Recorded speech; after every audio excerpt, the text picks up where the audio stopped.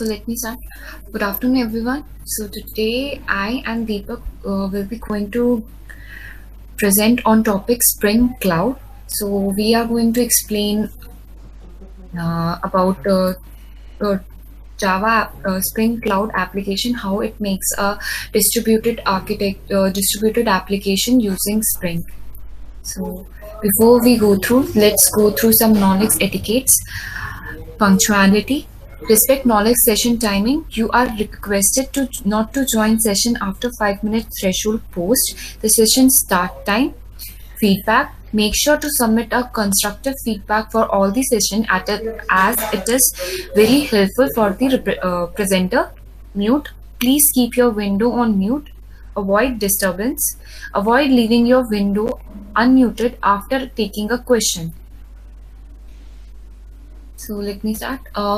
Agenda for this session will be Spring Cloud, Service Discovery, Config Server, and Spring Cloud Gateway. And then after that, a small demo showing some of the Spring Cloud capabilities. So before I explain like what Spring Cloud do, let's understand the distributed system. What are distributed system?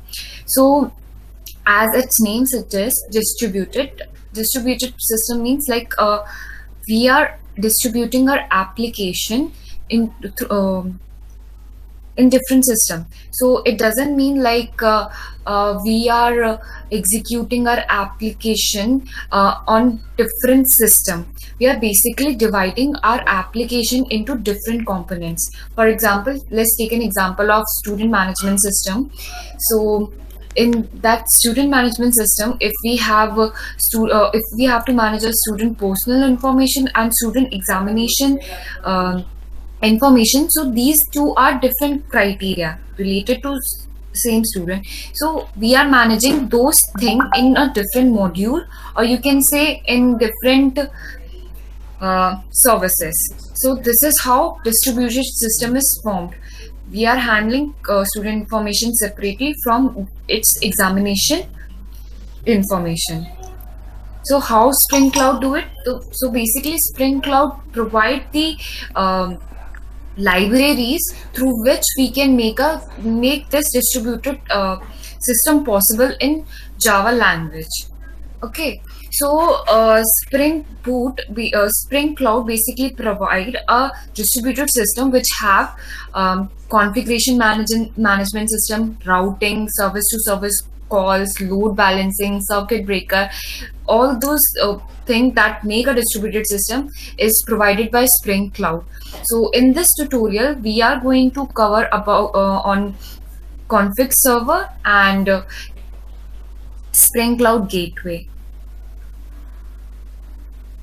So this is our Spring Cloud architecture. So here you can see that any request, whether it is from mobile client or a web browser client, it will go through API gateway, and through API gateway, it first go to the registry and find the exact where the service is, and the service registry will tell where to find the service, and we will route back to the particular service we have requested for. So what API gateway provide? API gateway basically provide us a door through which we use and big whole distributed application. So through API gateway, we have a single URL through which we can interact different services. For example, that I have explained and taken an example of student management system, where we have a one service that is handling student personal information, and second that is handling its examination. So they are deployed on two different services, but their IP can be different because their IP has to be different. They are on different system. But API gateway, through API gateway, we will have a single IP address through which we interact with both of these services. So it will give an end user a perspective of like they are using a standalone application. And what service registry do? whenever a service get up, it first it register itself with service registry. As you know, like I have explained, that we have a different service that has been deployed into different system. So how we know where each service is being deployed? So that is being handled by service registry. It is like you can consider it as a uh, like in old libraries, we have a system where we write all the library codes, which book belongs to which bar sections. So it is similar to that. In registry, every service register itself, and it also help in service registry also help, like when there is a load, like during examinations, examination for student, in our application, examination section that we are handling the first student will have more load, instead an application where we just handling their personal information. So at that time we may need more instance of examination. So there registry will play a main role. It also see that what new services has up, and help API gateway also to reach out to that particular service if they get new instance as well. Okay, and service registry is a part of config. Okay, so now config server, what exactly it do? So config server, as its name suggests, it is a server for configuration. As we have different applications, so all the application that has been deployed has the configurations. So to manage configurations, we have a configuration server. So I will explain it more when we have a slide of config server. So it is a small architecture, what is actually happening. Then what is service discovery? So as in this diagram you can see that there are some puzzle pieces. So service A, service B, service C, service D.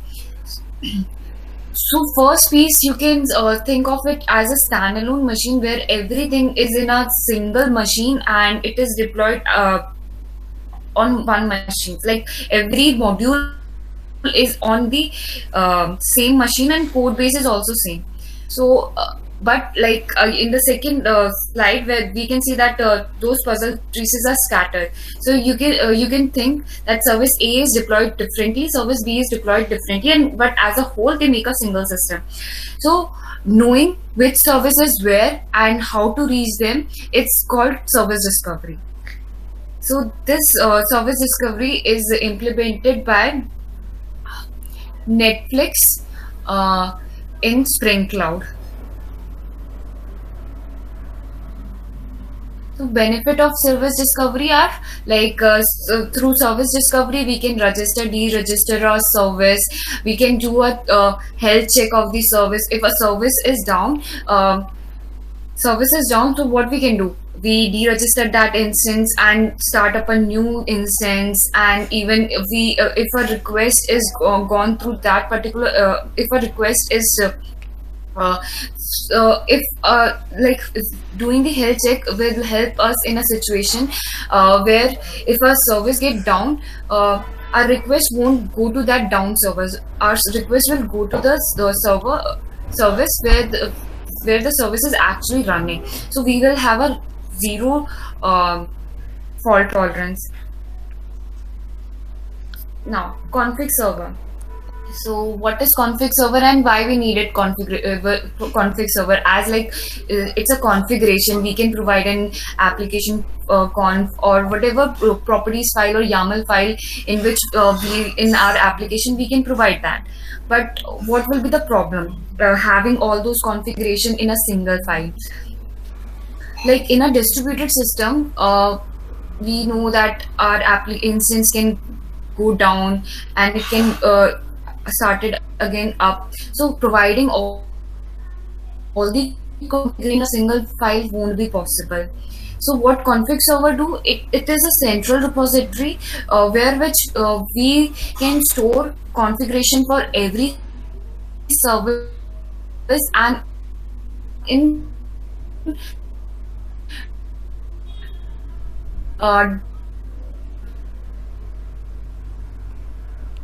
different environment, QA environment. Priyanka, your voice is breaking. Can you hear us?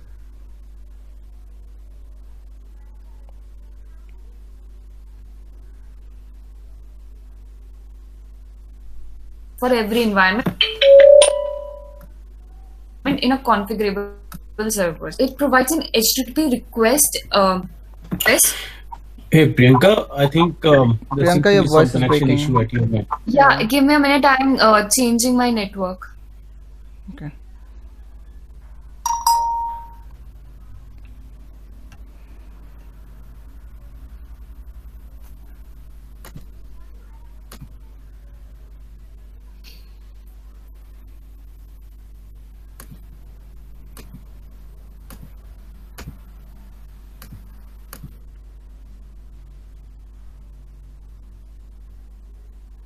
Is able to hear me properly now? Yes. Okay. So I was explaining config server. So config server actually provide an HTTP request through which we can get the configuration details. So uh, these HTTP requests only provide to read the configuration. These requests does not provide to update or edit, like create new configuration. And this config server also provide the encryption and decryption of properties value.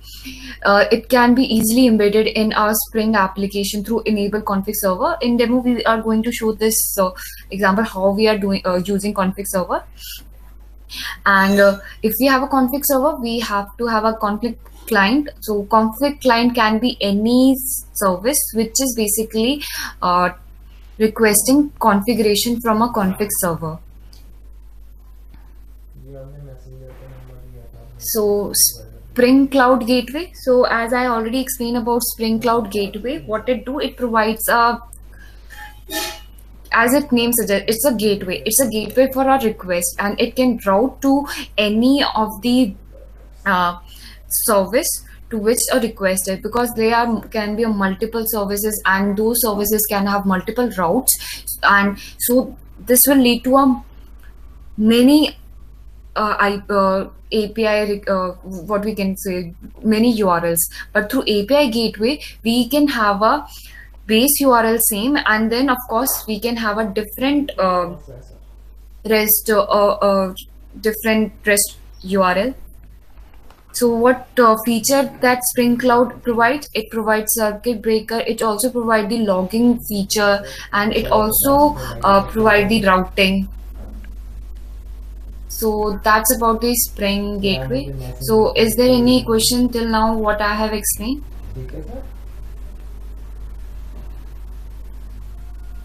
Okay, that means no. So let's see a demo for it. Deepak, can you? Okay, I'll do.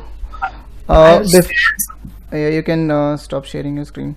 Okay, so before we go ahead and start looking at the demo, I would like to, basically, I would like to tell you that there are a lot of feature which Spring Cloud provides right now. But today, since Spring Cloud is a whole bunch of, I mean, it's a big concept in its own. So today, like just Priyanka talked about service discovery, API gateway, and configuration server. So we would be looking at the demo for how discovery server works, and how other services would be registering itself with the discovery server. And then we will also look at the API gateway, how we can create an API gateway of our own. These things would sound a little what you can say is uh, a little load, because today we have got DCOS, we have got Kubernetes, which already provide these kind of services. But you must be wondering, why do we need Spring Cloud for distributed systems then?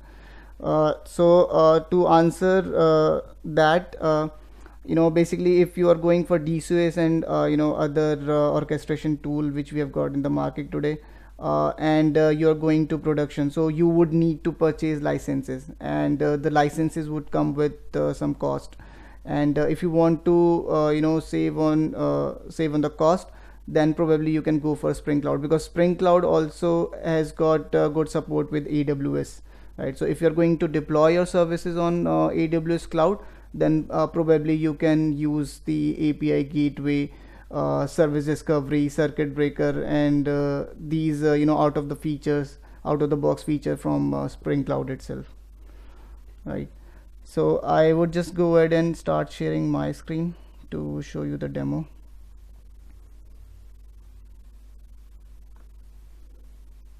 Let me know when you see my screen. Can you guys see my screen? Yes, Deepak. All right. Okay, so what we are doing is, so I have got this this project at the root, which is called Spring Cloud Demo, and under Spring Cloud Demo I've got different modules, you can say. So first is the discovery client, and then I have got discovery server, I have got gateway service, and I have got a couple of services which I would be leveraging as part of the demo, right? So let me just talk about the parent POM here, wherein I have got this Spring Cloud dependency which would be required to leverage the Spring Cloud library, right? And then I have got couple of modules here, so it's just the usual one. And I've got this Spring Boot starter webflux dependency also, in order to use Spring Boot features. Okay, so first let's talk about the discovery server. So if I look at the discovery server module here, I have got this POM wherein I have this dependency called the starter Netflix Eureka server. So this is Eureka server and Eureka client from Netflix library, which we would be leveraging to show you the discovery server basically. And in discovery server I have got this main class file, right? And this is annotated with enable Eureka server, which means this is going to be our discovery server. So with this annotation I can mark this application as discovery server, right? And with this I would also need some properties, right? So here are the properties. So if I look at the server port, it says 8761. So 8761 is basically the default server port here. And then the Spring application name, so the name of the application is discovery server. Then I have got Eureka client register with Eureka. Since I'm going to run my discovery server in a standalone mode, and I do not have any other discovery server in my network, so I would just say these properties as false, because these properties otherwise are true by default. So I would just say false. If I would need any other discovery server in future to contact with, then I would make it true, right? So with this only, and when I turn up this application, my discovery server would be up and running, and the services can start registering themselves with this discovery server. Okay, now this was about the discovery server. Let's take a look at the services which are going to register themselves with discovery server. So this is a welcome service, and there's just one difference here which says enable discovery client. Okay, so this is going to be the client for the discovery server, right? And in this I have got this one route which says welcome, and there is this property I am fetching from the application properties, which is called instance, I would be talking more about this in the demo itself, right? So I'm fetching this property. When I go to the application property, so I have got a couple of properties as well. One is the instance name, which I am fetching, which I would be fetching in the main application file. And then this is the service URL default zone. So this is the URL for my service discovery. So my client, they need to know where my discovery server is running, so that they could register themselves with the discovery server, right? And then the application name, and then I also have got this server port, right, which is run by default it is 9000, but I would be externalizing this property using exports, right? Then I have got a discovery client, which would basically be which would need to know where welcome service is running on, so that discovery client can talk to the welcome service via discovery server, right? So if I look at the discovery client here, so it says it's running enable discovery client, and then I have got okay. So basically, if you if your client needs to know where welcome service is running, so how it would know? Because now what I would be doing is I would be running the welcome service with 2 instances, right? And if I want to know where it is running, so there are 2 ways it can do. One is the discovery client, and the other is Eureka client. So I'm going to be using Eureka client for now. Let's comment this, right? And okay, I'm going to use the REST template here. So REST template is something which is used to call the external service, right? So from this what I'm doing is I have got this call service, wherein I'm creating a REST template object, and with this Eureka client instance, I am going to get the okay, so this get next server from Eureka would take 2 parameters. One would be the name of the service. So the name of the service was welcome in our case, right? And the second parameter would be the security parameter, whether my service is running in secure mode or not. So right now it is not running on secure mode, so I have just set false. And then I would get the base URL. So once I get the base URL, right, I can basically talk to the welcome service via this client application, and it would respond. Okay, so let me just turn up the services.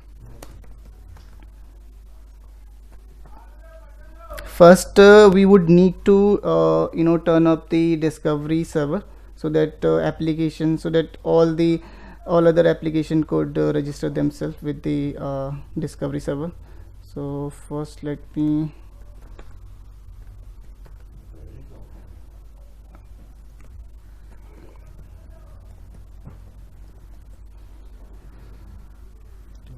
then the second one would be the welcome service, and I would be running welcome service with 2 instances here. Okay, so I have the configuration ready with me.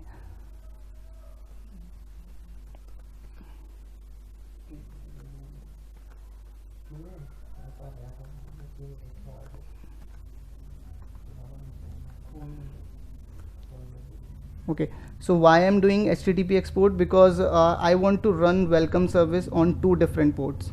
One would be 9001 and one would be 9002. So basically, because we are doing everything on the same machine, so that's the way we want to do things. We would be running the welcome application on 2 different ports, right? So this is running on 9001 already, and if I look at the discovery server, it says that it has already registered the welcome service on this port 9001, right? And also the health health status says it's up and running. Now when I'll start the welcome service on 9002 port, it will also be registered. So instance name is instance2, so that we could figure out where the response is coming from, right? So this is the second instance of welcome service which is running on 9002 port. Okay, this is working fine. And when I go back to the discovery server, okay, it says that welcome service has been registered successfully, but this time the port is different, which is 9002. So basically now we have got two services which one single service with two instances which are registered with discovery server here. Now comes the discovery client. So my discovery client would be talking to welcome service via discovery server, but my discovery client needs to know where the service is running, right? So that can only be done via discovery server, because discovery server knows where the services are running in distributed mode, right? So if I'll say discovery client,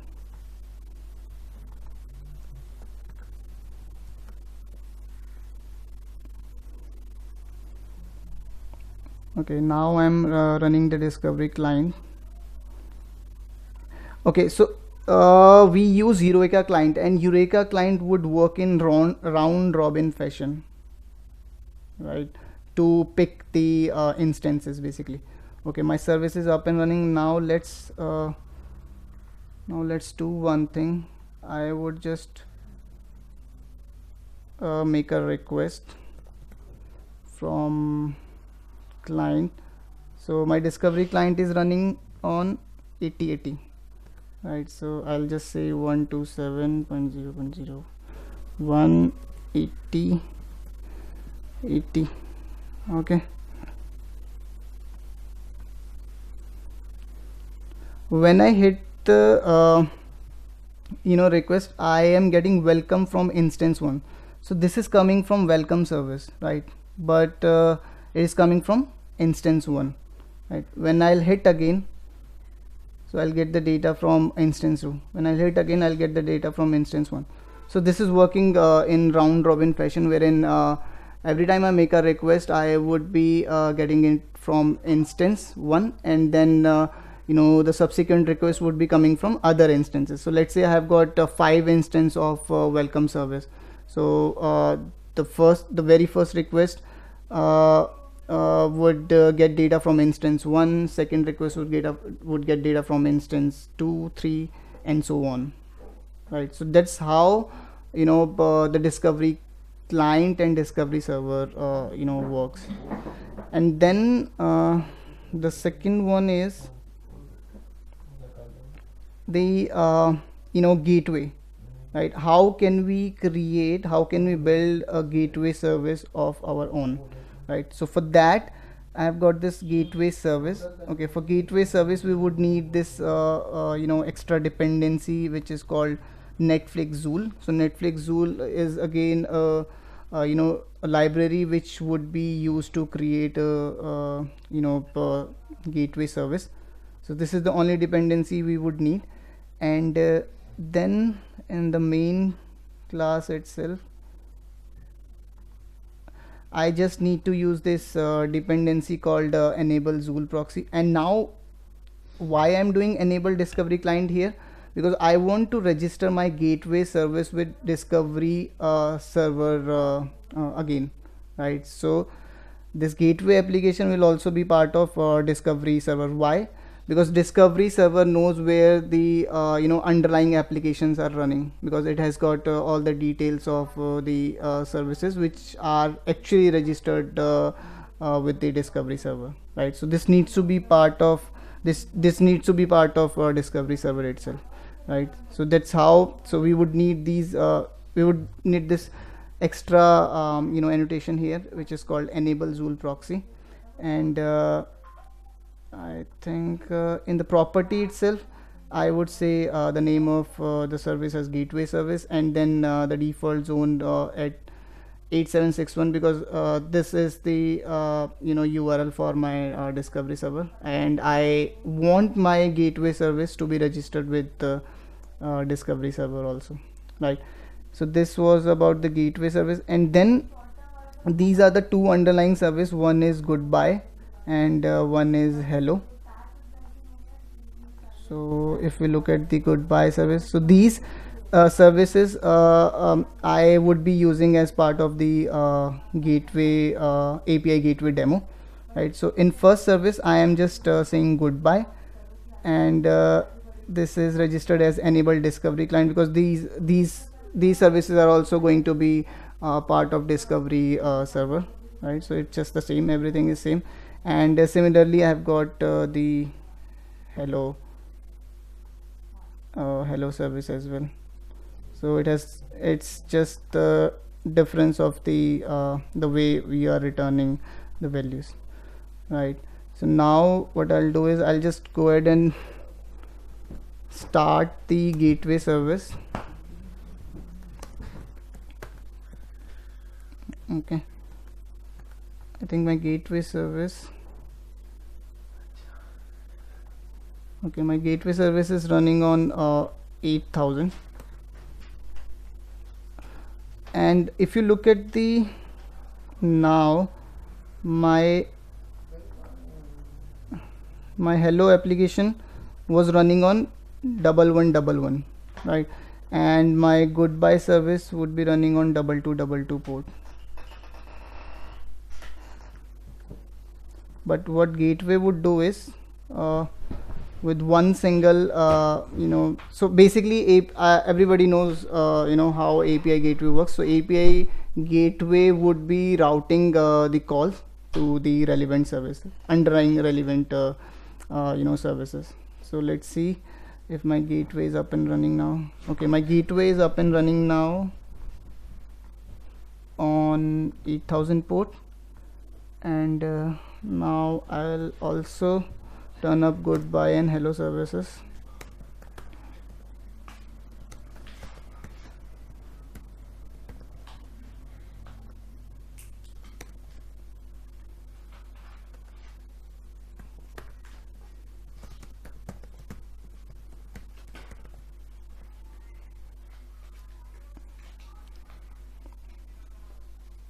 Okay, hello service is up and running on 1111, and goodbye service is also up and running on 2222. Now if I need to make use of API gateway, I would just okay, it was running on 8000, so I'll say hello. I would be getting data from, okay, so this takes some time because maybe it was registering itself with the gateway. So when I'll say 8000/hello, so I would get data from hello service, and when I'll say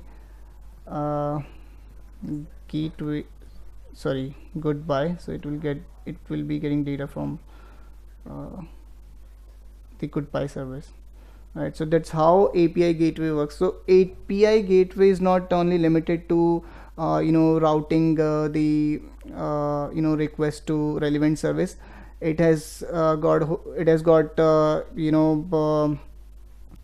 lot of features which are basically related to securities, logging, and if I want to filter some of the requests which are coming in from the client. So there are a lot of things, but today since this is going to be an introduction to Spring Cloud, so we are just because what's happening is right now we have got the gateway service up and running, but under the hood there are a lot of things which are happening, right? And so this was just a a small demo of that.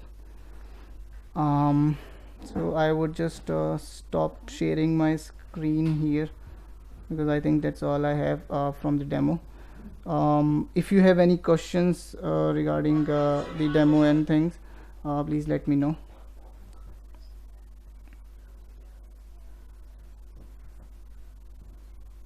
Uh, Thank you, Deepak, for the presentation.